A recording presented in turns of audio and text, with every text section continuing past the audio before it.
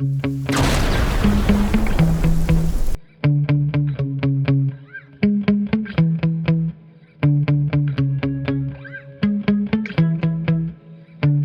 hello, my paranormal peeps, and welcome back to another Deep Woods Paranormal podcast. My name is Matt Harvey. I am the founder and lead investigator with Deep Woods Paranormal. I'm also your host of the Deep Woods Paranormal podcast, along with my wife, Amanda. We investigate pretty much anything paranormal, be it ghosts, haunted locations, UFOs, Bigfoot, cryptid creatures, lake monsters, river monsters, strange lights, UFOs. If it's paranormal in nature, we investigate it. We're a true paranormal team. So, anyways, we're going to start today on the Anything Goes Paranormal podcast with a quick disclaimer. These are just my accounts of things that have happened. I just want to know that you guys, these are my experiences I'm going to talk about today. So, some stuff has proof, some stuff doesn't. We've had a lot of experiences where unfortunately we haven't been able to get it on camera or audio or something, mainly when we're setting up or whatever, and something happens. It's like, oh. So I'm going to go kind of back into, way back here, especially because we have so many new listeners and viewers over on the YouTube and Rumble channel. That basically I want to go back into those topics a little bit and talk about some of my favorite places. So Amanda and I met back in our senior year of high school. Just a little bit of history about us. We got married about 8 years later, and we've lived in almost everywhere we've lived. We've had some kind of strange occurrences, let's just put it that way. Some crazier than others. And Amanda's kind of talked about some of these things on her ghost stories, which we're trying to get her to get back to doing her ghost stories. But for now, I'll kind of share some stories with you guys too. So let's go back to where it kind of all started. Back in 1995, 96, Amanda and I would just basically go out to different locations that were said to be haunted. The Queen Mary, the Whaley House, you name it, we went to it. We spent a lot of time up in Los Angeles and Hollywood. We basically visited anywhere that was said to be haunted. So sometimes we'd have friends come with us, sometimes we wouldn't. And so when the show called Ghost Hunters came on, everybody looked at me and they're like, Matt, that's you. I'm like, oh, okay. So essentially, we started a group. At first it started out with those friends that went with us that were interested in the paranormal, and over time, those people, they just were enthusiasts. They didn't want to do it full time like I did. And so we essentially had some people drop off, but we met other people along the way. We had a cool journey for about 15 years with the California Ghost Hunters, and I am grateful to everyone. If you're one of our old members, we miss you and we really appreciate you, and thank you for helping us do what we did. And I'm sure all the people we helped are also very grateful. I appreciate all the time and effort you guys put into reviewing audio, reviewing video, sitting with me, watching the DVRs and stuff like that. So anyways, let's get into certain places that we went. Amanda and I apologize, my phone is deciding to make a whole lot of noise all of a sudden. Amanda and I spent a lot of time on the Queen Mary. We went with friends, we went by ourselves, we spent the night a couple of times in different locations, different places in the ship. So one of my favorite memories of the Queen Mary was basically we went on a ghost hunt the night before. I think we were with Erica Frost. She was actually doing the tour, which is awesome. And we went through the whole ship. We spent like extra time. She took us through and allowed us to go into places that normally people don't get to go to. because we were a Taps family member team, and she knew we weren't going to do anything stupid. But we basically got to investigate different places. One thing about the Queen Mary that people don't know, where the pool area is, that's not the first class pool. Where the movie theater is, or the theater is, that was the first class pool. So yeah, do the little kids that kind of hang out in that area go into those areas? Yes. And I've done a whole thing on the Queen Mary, so I'm not going to get into it. If you guys want to know more about the Queen Mary, you can go back into that. But essentially, we had gone through the pool area. We were listening for anything. We were listening for the little girl. We never heard anything. We went into the dressing rooms, and that was creepy.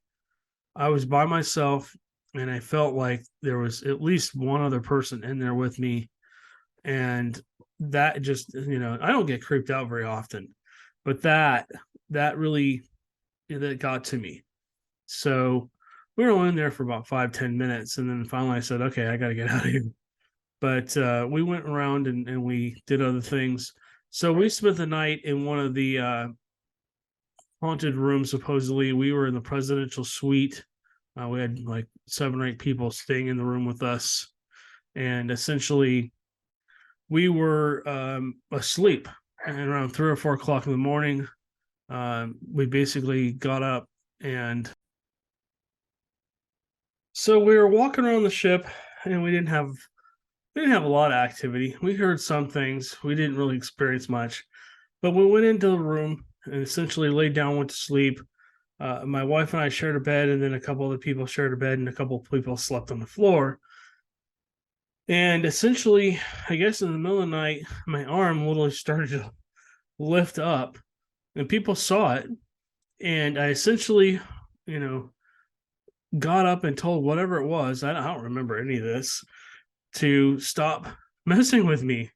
And I laid back down. It happened again. And I said, I got up. And I said, like, get away from me or something like that. And everybody's looking at me at that point in time. I think I'm almost awake at that point. And they're like, what the hell? And they're like, they saw it happen. So that was kind of interesting. Something was trying to get me up out of bed. It was like they were trying to pull me up out of bed, which was cool. Another couple of things that happened on the Queen Mary. We were in room B340. I'm not going to get into too much detail. Anyways, we were in there for a couple hours, had no activity. And then, all right, guys, I apologize for that. I have a dog that will not stop barking. Every time I start talking, he starts barking in the background, and I don't want that in my audio. So, anyways, we were in room B340 for a couple hours, had almost no activity. And then a couple of us were on the one side of the room in the actual room B340. The other people were on the other side, which is basically opened up, and it's room B349. 339. And essentially it started getting thick and heavy. I'm like, there's something going on. There must be something here. Let's give it a few more minutes. And nobody wanted to stay. It was hot in there. It was muggy, and we weren't experiencing anything, and I don't blame them. So we left, and as we started walking up the B deck towards the bow, I turned around and took like 10 or 11 photos. These were on a very, very new digital camcorder. I think there was 5 megapixels, which was really high for that point in time. And I looked back, and on the 10th photo, there's a shadow standing just outside of room B340, staring at us. It's like, what took you so long to leave? So, anyways, yeah, that was fun. We spent a lot more time there. Recently, our last trip there was with a friend. I'm not going to give her a name, but we're super grateful that she invited us. And we did, a whole boat tour. We went through the whole area. We were up in the area where the military men were unfortunately perished when the ship ran over the warship in England. And people say they hear screams and cries coming from up there. They hear different things. We were up there and we were doing a spirit box session with another gentleman who runs the tour. And as we sat there, I went to get up, and all of a sudden, I was kind of sitting where the ropes kind of go in on the sides of the bow. And I turned and I looked, and there's this guy. And I'm like, who the hell are you? But his face was all bloody. His face had like blood running down the side of it. And I realized he was in a World War II military outfit. And I went, oh. And he just glared at me like, why are you in here? I didn't hear anything, but I definitely saw him. He was as solid as I am. I mean, he was there for good 3 or 4 seconds before he disappeared, and I realized that he wasn't real. I'm like, where did this guy come from? I didn't even realize that he was here. And yeah, he just glared at me like, you're not supposed to be up here. We don't want to talk to you. You need to go. So, anyways, like I said, we spent a lot of time on the Queen Mary. I mean, we were there every other weekend, probably just walking around trying to experience something. Other people on my team got cool things from there, but I'm not going to talk about their evidence because it's theirs. So, also, we spent some time at the Whaley House. One time, unfortunately, all these pictures are gone. When I posted that UFO video over Orange County on my YouTube channel and my Facebook channel, which both got wiped, my computer, along with my external hard drive, also got wiped. 20 plus years of video evidence, audio evidence, pictures of full body apparitions, all gone. Just wiped it all out. So essentially, we were at the Whaley House and we went, by the kids' room upstairs. We went upstairs and I took a picture and I got what looks like a little kid sitting on the floor. She must be, God, a year old, 2 years old. She's just old enough to sit up, and she was playing with blocks. And she's transparent. She's not clear. And that was cool.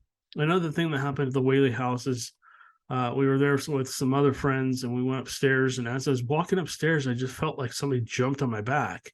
And I literally turned around to look to see if one of my friends was playing a prank on me and just screwing with me. And I'm like, nope, there's nobody there. Got up to the stairs, up to the top of the stairs, looked around, came back down. And thank God my friend was there who could see what was going on. And he told it to leave. It was actually Yankee Jim. And I've gone into Yankee Jim. We talked about the Whaley House a few times too. So I'm not going to go into that either. But one of my favorite haunts, and one of the places I gave the tours at, let me actually backtrack. Let me go back into another place, but this was the place we did the tours. We were at what's called the Suicide Bridge in Pasadena, in California. It's a cool location. You have to be extremely careful. There is spirits there that want to hurt you. They are angry. They're frustrated. They jump to their own deaths, and they want you to do the same thing. I'll just put that disclaimer out there. You may go and not experience anything, but if you go and you're looking down from the bridge from the top, sometimes you'll see shadows, especially next to the government installation. They like run around the building kind of strangely and stuff like that. I think they've actually made it so you can't go down below anymore, below the bridge during the nighttime. It's blocked off. But anyways, back when you could. So I basically was doing a tour one night. I had a clipboard with a list of names. I checked everyone off. I had 17 people. And I did a head count, and other people did a head count. We did 2 people did a head count. Both people counted 17. So as we basically walked across the bridge, had almost no activity. Nothing happened, right? We walked to the other side, went down the stairs, came back up the other side to walk back across the bridge and see if we could experience anything.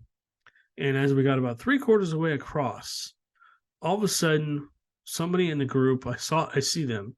They had blue jeans on, white sneakers. I can just describe them perfectly. A red jacket with must have been like an Adidas jacket or something. It had white stripes down the side. backpack on, and I couldn't quite make out the face, but they literally turned and looked at me and then climbed up. They were about, I don't know, 8 or 9 steps ahead of me. They were at the very front of the group.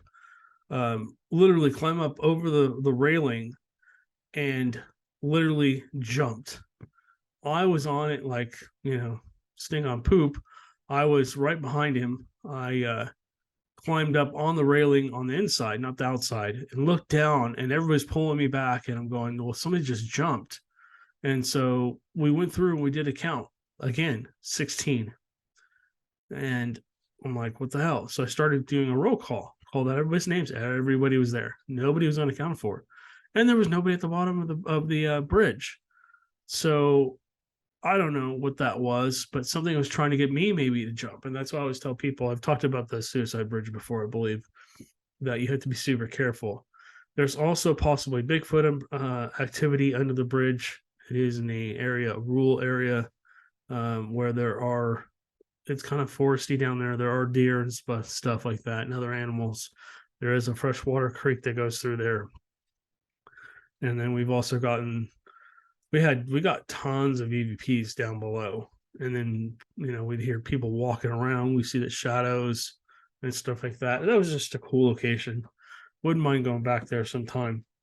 I don't know if you can get down below anymore, but anyways, so moving on. One of my favorite places was Black Star Canyon. I pretty much lived up there for 3-4 years. After I kind of disbanded the California Ghost Hunters and gave it to a friend, said, hey, take the group, do what you want with it. I basically took about a month or two off.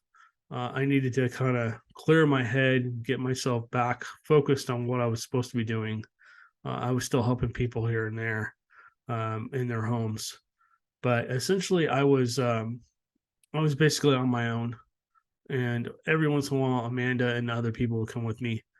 But I used to go up to, when I first started, I would go up to Black Star Canyon, just because it kind of drew me there. It was a place where we said, oh, you shouldn't go there.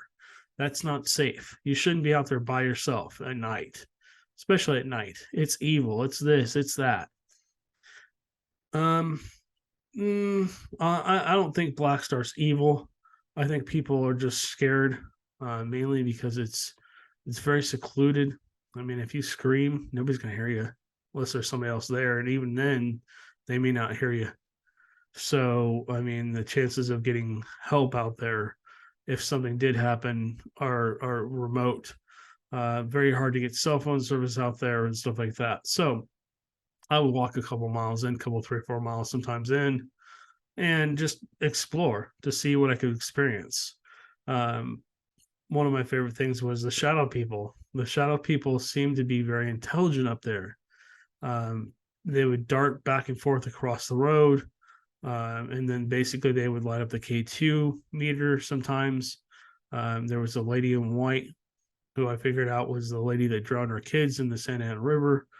I found out that actually, because she haunts San Juan Capistrano too, but she actually more pertains to Black Star, because that's where she killed her kids. That's where the river part of where she drowned her kids, because she was mad at her husband for cheating on her. And then of course something bad happened to her. I think she was locked away, and then she was basically from San Juan Capistrano. I think she was essentially locked up for a couple of days, and then basically they told her to get out of town, don't come back, stuff like that. So she was exiled out of San Juan Capistrano. And so basically, I call her the lady in white, but she looks like she has a long wedding gown on. So I don't know why she portrays herself like that, but I had seen her multiple times. Sometimes I saw her in a big white bubble floating over the creek, and now that all kind of makes sense to me. But as I went into Black Star Canyon, I mean, Black Star Canyon is one of those locations where anything could happen. Anything paranormal could happen. You could see a dog man. You could see a cryptid. You could see a Bigfoot. You could see a UFO. You could see a ghost. You could see a shadow person. If it's paranormal in nature, it probably could have happened there. I don't know why that canyon is so messed up like that.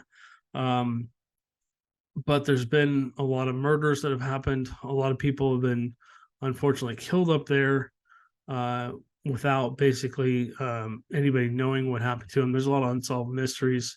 There was a gentleman that was found completely charred. The only way they could identify him was by his teeth, I think. Um, there's motorcycle accidents that happen up and down Santiago Canyon Road. Um, I had a biker. I had a experience with a biker where he essentially, basically walked by us one night. We could hear him walking in the gravel. I was up there one night. It was a little foggy, but I could see pretty clear. And I was just taking picture after picture, and he appears. He looks a lot like me, but he had an open T-shirt, wasn't wearing a hat, had the aviator sunglasses on, and looked like he had a leather jacket on too. And he appeared for me, which was cool. Um, I developed a relationship with the spirits out there, and to the point where I could say, have you seen a Bigfoot? And I know everybody's like, what? Um, take all this with a grain of salt. Like I said, I never expect anybody to believe until they've had their own encounter where they can say it couldn't be anything else but. In this case, you put a ghost in there, Bigfoot, whatever. So these are just my experiences. This is what happened to me. These are just my stories. If you want to believe them, that's fine. If you don't want to believe them, hey, that's cool too. Go out to Black Star Canyon sometime, see what you experience. But be safe if you're going to go out there. Have a bunch of water, have some extra food, have a first aid kit, because a lot of people they fall, they get hurt, they scrape their knees, they break something, and cell phone service is very spotty out there. Spirits out there do like to drain batteries. If you have a camera, a phone, whatever, it's not uncommon for them to drain. I just got to put that out there as well. So, basically, one time I was walking in and at the K2, I was basically just ghost hunting, and all of a sudden I start hearing like rocks clicking together really quickly. And I'm like, what the heck? And I had a K2 in my hand. You can go back and watch the Black Star videos, or Black Star Canyon videos. I don't know if they're still up. My other account never did get put back up on YouTube. It was sad. We had, I don't know, 20, 30,000 subscribers and stuff like that. Anyways, so essentially, walking up there, and I asked this, then the K2 started going off. I'm like, are you hearing that? And they answered yes. They lit up the K2 for yes. And the K2, if you don't know what a K2 is a very sensitive EMF detector that basically picks up any little thing. I mean, your cell phone can set it off, anything, and the cameras can't. But like a wall socket, a microwave, an oven, refrigerators, anything like that can basically, anything that creates EMF can set off those devices. And EMF is just energy. We have an EM pump that also, basically creates energy, and we can't be around those with the K2s because it'll set it off and give us a false reading. Anyways, I'm sorry to be back and forth on my story. I just have to fill people in because a lot of people are new here and they don't understand what these devices are or what I'm talking about. Anyways, I should have had a picture up here to show you. So, anyways, well, actually, you know what? Hold on a second. Let me share my screen. I don't know what's up. Let's see. That is our podcast page. Let's see if we can look up K2 meter, so people can visually see it. If you want to come on here and see it, you can see how much ghost hunting gear costs. It's expensive. So this is a K2 meter. Essentially, you can see this first light. It's always on, but we ask them to light the lights up all the way across, or we'll ask them to set it light up 2 or 3 or 4 or 5 if they can. Most spirits, unless they have a lot of energy, can't light up more than 1 or 2. So essentially, to get to five, I mean that's a very strong entity, and we basically those are the entities we really like to talk to because they can do other things. All right, let me stop sharing my screen. So, anyways, I kept hearing the clicking, and it kept going. I think there's a video of it. And the K2, I said, have you seen a Bigfoot? And it lit up for yes. And so as I'm sitting there doing that, all of a sudden I hear a noise to my right, and I'm just about there's a berm as you walk in to the through the canyon. There's a gate, so you can't drive in anymore. It's basically a single access road, not a dual access road, a single road that goes out into all over the place, out in the mountains, in the Santa Ana Mountains in California. Essentially, it's a fire access road at this point, and so if you're not a firefighter or something, you're not really allowed to get up in there. But um, I kept going, and all of a sudden I hear like another sound to my right, up above, on the berm above me. It's the clicking again. It was like following me as I was walking. It was walking, but I couldn't hear it. This berm basically went up and then came back down with a little slope on the top, and there was trees. There was a line of trees all across it. So essentially, it would be a great place to defend. If you wanted to be up there, people couldn't see you. I mean, you can't see up there unless you go up there and look down. I stood up there one day and watched a bunch of people walk by, and I was just chuckling to myself. I don't think anybody heard me, but I watched them walk by, and they didn't even know I was there. I was up there looking for evidence of Bigfoot activity. There's like an old TV up there, old burned out TV. Somebody lit it on fire, and just a bunch of junk. But so as I kept going, all of a sudden I got about another 10 or 15 feet, and I hear this god awful scream, and it sounded like a woman being murdered. And all of a sudden you see these kids just running, and they're in terror. They're like screaming and themselves and running, and not like what the noise was. I mean, this scream echoed off all the canyons. I mean, off all the mountains, because it's kind of a ravine in there, um, and it just echoed off the walls. And so that was cool. I've told this story many times of Black Star, but I was up there. I'm not going to talk about my first Bigfoot experience because I talk about it all the time. I was actually up there, going up there to do some ghost hunting. It was a quiet night. Nothing had really happened. I hadn't heard anything, seen anything, which was uncommon for Black Star Canyon. There was like no activity at all, no shadows, no ghosts, no K2 hits. It was just dead quiet. It was weird. It was kind of eerie. So I walked up to where the trees grow over. And if you don't know what Black Star Canyon is famous for, it was an old area where they used to mine black coal, and so there's mines still all over the place in there.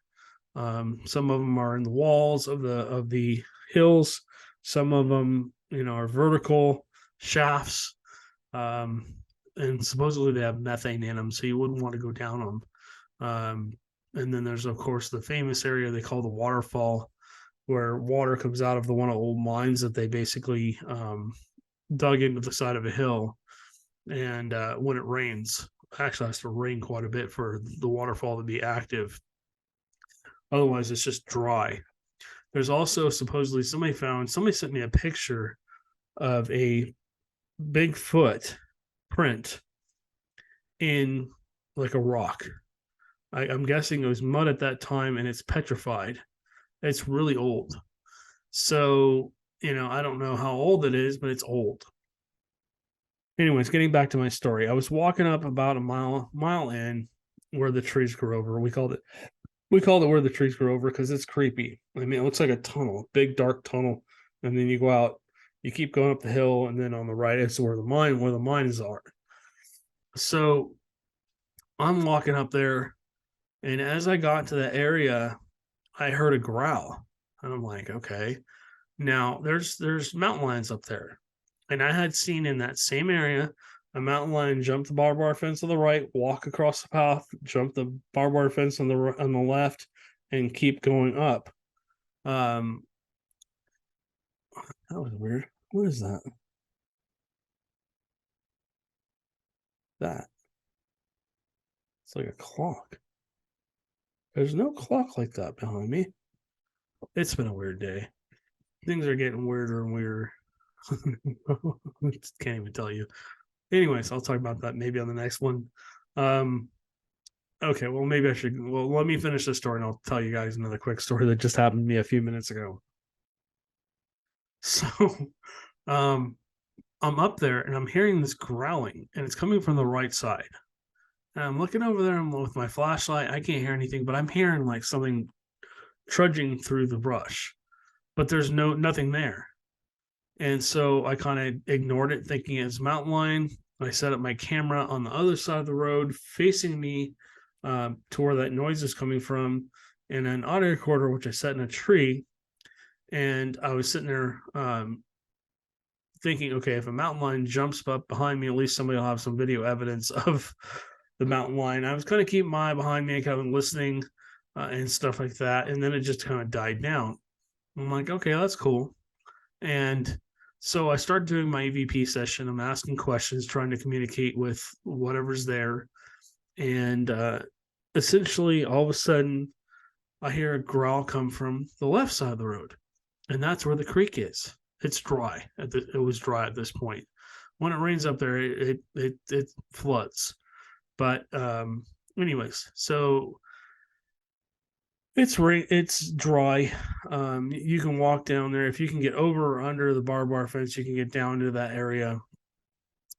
So essentially, I'm hearing grunting and growling. I'm like, what the hell? So I grab the camera and I'm pointing it that direction towards the creek. And as I'm standing there, I can actually see the camera didn't pick it up, unfortunately. I think the settings were wrong. This is with an old night vision camera. I had a lot of little IR lights on it on the top to hopefully be able to see at least 5-6 feet. You could only see about 5 or 6 feet, so it wasn't that dark, but that camera didn't had very limited ability to see at night unless it had more things to reflect off of. The IR light had to reflect off of something to bounce back and allow the camera to see more. I wish I could have changed the settings down to, change the ISO up or whatever on the camera, but you couldn't do it.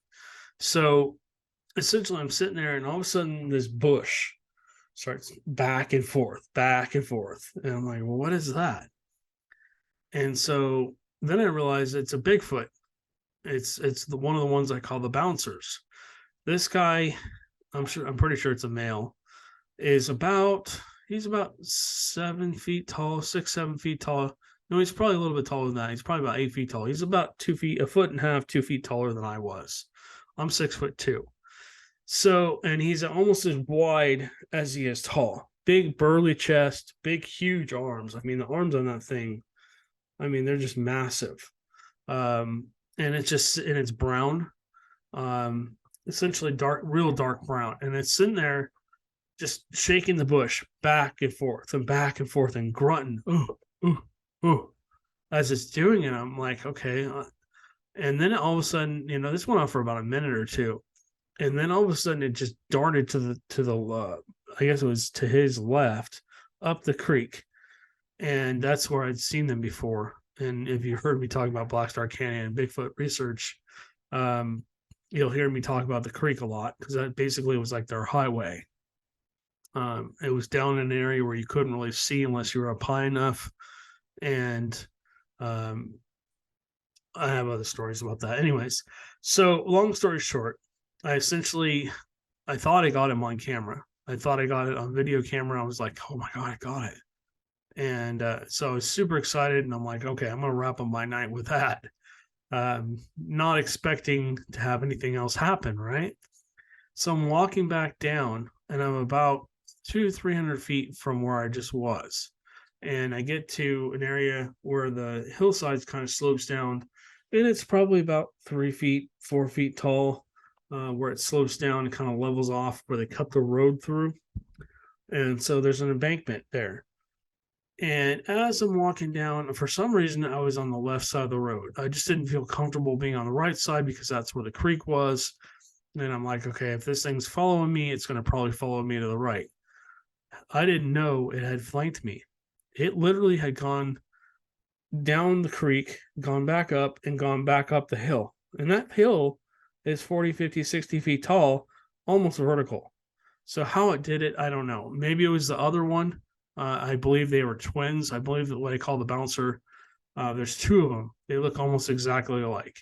And so I call them the bouncers because they're big and burly and they're not super tall. Anyways, I'm walking down and all of a sudden to my left, I just turned and glanced like this, kind of where my chin was almost even with my left shoulder. And I look over and there's this thing. It's just crouched down. I mean, it must have been 5, 6 feet tall, crouched down, and it's just big burly thing. I could see it. I could see the hair. I can still see it in my head today. It had red glowing eyes. And I'm like, ugh. And I didn't see anything. I didn't do anything. I just sped up my pace about a little bit. I didn't want to run because I didn't know what would happen if I would run. If I ran, it probably would have given chase. I just think it would have chased me. It would have probably chased me down, and who knows what would have happened after that. I was within a foot of this thing.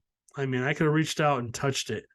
If I was a little bit braver, if I wasn't in shock from what I had just seen, maybe I would have turned around and grabbed the camera and turned it back on. I don't know what I was. At this point, I wasn't thinking. I was more scared as hell than anything. And I mean, that was a super close. That's the closest I've. Well, no, I take that back. That is one of the closer encounters I've had with these guys. I've had another encounter where I almost ran into one, right into the stomach of one. If it hadn't growled, I basically wouldn't have. Yeah, would have walked right into it. Anywho, so yeah, I turned and looked, and then I'm like, I turned my head back like I didn't see it, and then I basically walked about 6 steps. I remember walking, and my heart was going so fast. I can remember my heart was almost beating out of my chest. And I finally stopped, and something said to me, "You gotta get that on video. You gotta turn around and get that on video," because I should have been able to get it on video for where I was. And I turned around, and I looked, and it was gone. It made no noise. It was just gone. I didn't hear it move at all. Didn't make any noise walking away. So if that wasn't enough, my heart was already racing fast enough. I turn around and there's a shadow person standing literally right in front of me. And oh my god, that scared me too. I'm like, and like I said, I don't scare easily. But then as I started walking back, I laughed. I said, "Okay, you got me." To the shadow person. I wasn't talking about the Bigfoot. But as I was walking back, I started hearing snap, crunch, tree branch break, and it literally followed me all the way down to where that turn is. And then I think I could feel them. Um, I felt like I was being watched. Felt like something was kind of chasing me, if you will. But they were staying far away. They were staying up in the tree line. As you come around that corner, the area is kind of flat there because they used to have cattle and stuff in that area. So all the way up to where you get to that where berm right by the gate, and then it goes up and basically this little hill there. So yeah, basically all the way out to the gate, I just felt like I was being watched. And I remember the very first time we went to Black Star Canyon, we went with I think we had about 10 people, and we were walking. We had all kinds of strange things happen the night. This is back before, you could get really the night vision cameras or anything like that. I think we had a wind up camera, like the disposable wind up camera. We had a rope. We had some food with us, some water. I don't think. Let's see. I think we had a cell phone, but it was like $3 or $4 a minute, so we didn't want to use it, and there was no cell phone service up there. Anyways, we're just walking down the path, and we would stop, and just everybody in the group kept saying, "Matt, there it feels like there's people all around us." And as we stop here, like somebody walking through the gravel with us, you could hear more footsteps, and we were all stopped.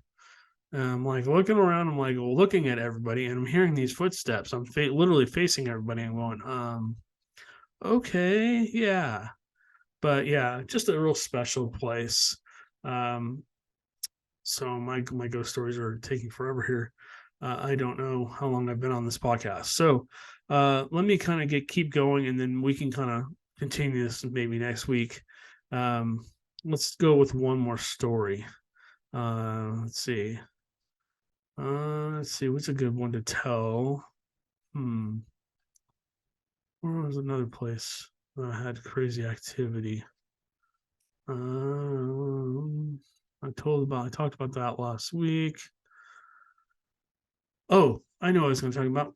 Smitty's Cafe.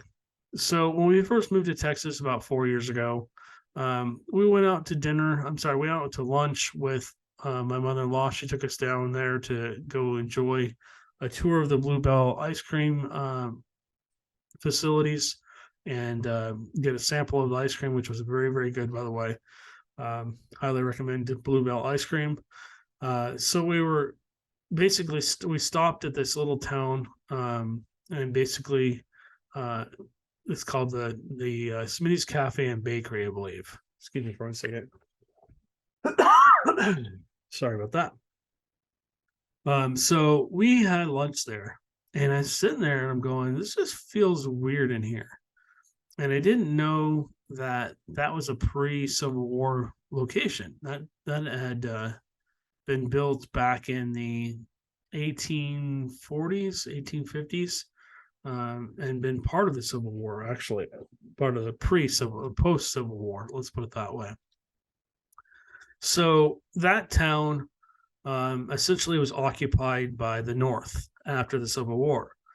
And what happened was half the town was actually burned down one night when the citizens of that town essentially rose up and said, hey, we don't want you here anymore. You need to go. And so as the North left, the soldiers left, they lit a bunch of burnt buildings on fire. And I found out later that this is one of the buildings that caught fire. It didn't burn down, but it did catch fire. And the original owner, he just basically had a store there, like an old time store where you go in and you get all your supplies from. And so he essentially died in the building. So we essentially, I don't know where that clock keeps coming from. There's no clock like that in this room. Oh, I'll tell that story before I end that other story from what just happened a minute ago. So essentially, we went in and we left a business card with one of the ladies that worked there. And we didn't hear anything for like 6 months. And out of the blue, the manager calls me. She's like, yeah, I was cleaning out the register and I found your card. I'm like, oh, that's cool. And she's like, yeah, this place is definitely haunted. Would you like to come in and check it out? 2 years later, we had so many experiences in that place. I mean, it's two buildings. The front is a cafe, the back is a bar, and then there's a stage area, which is really cool. They do live music up there. And the left side of the downstairs, the other building that adjoins it was a pool hall and billiards hall, and then upstairs was basically just storage above it. So we listened to their claims and all this other stuff. We caught so much stuff there. I mean, you really got to go watch Smitty's Cafe, the video of it. It's a little long, but there's so much evidence. We caught couple little kids, shadow kids, playing by the pool hall, running behind the bar, which is one of their claims. They supposedly got a picture of it. We heard footsteps. We heard like noises, like loud bangs coming from upstairs. We ran upstairs, nothing going on. We caught 3 full body apparitions including the possible old owner coming out of the restroom area, like hobbling. He was only about 5 feet tall, and he was hobbling, and he didn't look like he was out of our time period. He looked like he was from probably the 1800s. The way he was dressed and stuff. So yeah, that was an amazing location. I don't want to get too much into that because I don't want to ruin the video for you. But if you want to go back through our YouTube channel, I don't think it's on a Rumble channel, but it's on a YouTube channel. If you want to go back through and find Smitty's Cafe, unfortunately, they've moved since, and it's under new ownership. So, unfortunately, we have not been back there to see if we can continue our research there. But I would love to, and especially the new gear that we just ordered. Anyways, all right. So let me really quickly, just tell you what just happened. We have 5 dogs. The little one that you heard barking a few minutes ago, his name is Zeus. He's a 7-month-old little puppy that we basically took on, and I let him out because he wanted to be out with other dogs. He's very timid of going outside, so when he goes outside, I let him go out. He had gone down. We have about a quarter of an acre here. He had gone down to back where the back of the fence was. I saw him, and essentially, and this is where it gets weird. We have a sliding door in our bedroom, and then we have a door where our kitchen / dining room is. And I let everybody else in but him. And I basically turned around, closed the door, locked the door, walked away, and he was still on the rock pile down, because we have an area where it kind of floods. So all the water floods into that rock pile and then runs out through the back of our yard. He was walking around down there, exploring, having a good time. And as I turn around, there he is.